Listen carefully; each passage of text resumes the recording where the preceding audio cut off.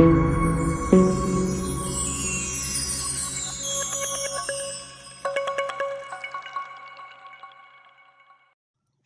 এই ভিডিওটা পারলে আপনারা একটু শেয়ার করে দেবেন সবার মধ্যে, কারণ যাতে সাইকেল বাইক এটা তো মানে হামেশা হয়েই থাকে যে মানে যারা এই বাচ্চা আছে মানে ডগি আছে তারা প্রায়ই মারা যাচ্ছে, অ্যাক্সিডেন্ট হচ্ছে।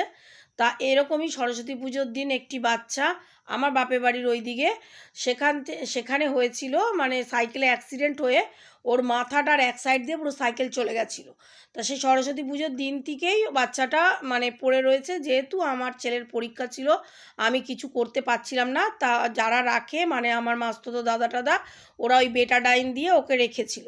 তা সরস্বতী পুজো গেছে 14 তারিখ, আর এই ভিডিওটা হচ্ছে 24 তারিখ, মানে 14-24 10 দিন বাচ্চাটা এইভাবেই ছিল এবং বাচ্চাটার ভিতরে পুরো পোকা ভর্তি হয়ে গেছে, মানে অসংখ্য পোকা হয়ে গেছে। সেই অবস্থায় 24 তারিখে আমি ছেলেকে পরীক্ষা দিয়ে নিয়ে আসার পর বাচ্চাটাকে নিয়ে হসপিটালে এসেছি।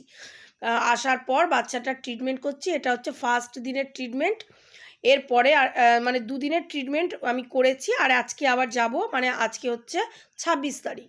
26 তারিখে ভিডিওটা পোস্ট করছি, মানে সময়ের মধ্যে আমি ঠিক পোস্ট করতে পারিনি।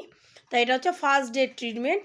এই পোকাগুলোকে মারার জন্য যা যা ওনাদের ট্রিটমেন্ট আছে ওনারা তাই করছেন এবং খুব ভালো। আমি এইখানে আমার বাচ্চাদের ট্রিটমেন্ট করাই, কে কী বলে জানি না, তবে আমি সাংঘাতিক ভালো রেজাল্ট পাই। এটা লাভ অ্যান্ড কেয়ার বলে একটা হসপিটাল। আমি প্রচণ্ড পরিমাণে হেল্প পাই এবং আমি খুব ভালো ট্রিটমেন্ট পাই এখানে। তা যাই হোক, এই যে বাচ্চাটার এই অবস্থা দেখছেন, এই অবস্থাতেই বাচ্চাটা বেঁচে যাবে, কারণ ও আমাকে মানে যিনি ট্রিটমেন্ট করছে কথা দিয়েছে যে বেঁচে যাবে। তা ওকে ওই পোকা মরার ওষুধ যা যা দেওয়ার ইঞ্জেকশান সব করে দেওয়া হয়েছে এবং খুব আরাম পাচ্ছে বাচ্চাটা, একটু চিৎকার চেঁচামেচি না, কিচ্ছু না, খুব আরামের সঙ্গে বসে রয়েছে। আর না হলে বাচ্চাটাকে তো খুঁজেই পাওয়া যায় না, মাটির গর্তের মধ্যে নাকি ঢুকে থাকে। তা যাই হোক, ওকে আজকে ট্রিটমেন্টটা দিলাম। আমি ভিডিও বেশি বড় করছি না, কারণ অনেকেই এইসব জিনিস দেখতে পারে না। যারা দেখতে পারে না তারা প্লিজ চালিয়ে রেখে দেবেন, যাতে আমার একটু উপকার হয়, কারণ আমি এই ধরনের ভিডিও আপনাদের মধ্যে নিয়ে আসি এই কারণেই।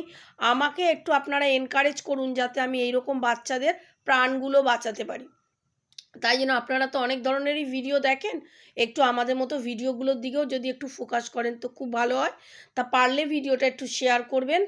আর কিছু বলার নেই, সেকেন্ড পার্টটা পরের দিন আসবে, এটা হচ্ছে ফার্স্ট পার্ট। কারণ এই অবস্থায় ওকে পোকা মারার ওষুধ দিয়ে আর ইঞ্জেকশান দিয়ে রাখা হলো, মানে যেখান থেকে আনা হয়েছে বাচ্চাটাকে সেখানেই আবার আমরা ছেড়ে দিয়ে আসবো।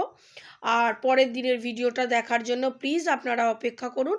বাচ্চাটাকে যেখানে রাখা হয় ঘিরে রাখা হয়, কিন্তু এরা এতই ছোট বাচ্চা না, এক জায়গায় স্থির থাকে না। এই জায়গাটায় বাচ্চাটাকে রাখা হয়, মানে যারা রেখেছে এই রকম জায়গায় রয়েছে। এরা 6টা বাচ্চা হয়েছিল, 3টে মারা গেছে আর 3টে রয়েছে, কিন্তু এই বাচ্চাটার সঙ্গে সঙ্গে এর পোকাটা আরও 2টো ভালো বাচ্চার এই পোকাগুলো ধরে তাদের শরীরও ফুটো করে দিয়েছে। তা এখন আমাকে 3টে বাচ্চা ট্রিটমেন্ট করতে হবে। তা প্লিজ আপনারা আমাকে একটু সাপোর্ট করুন, এনকারেজ করুন, আমি যাতে এদেরকে একটু সেবা দিতে পারি। Thank you.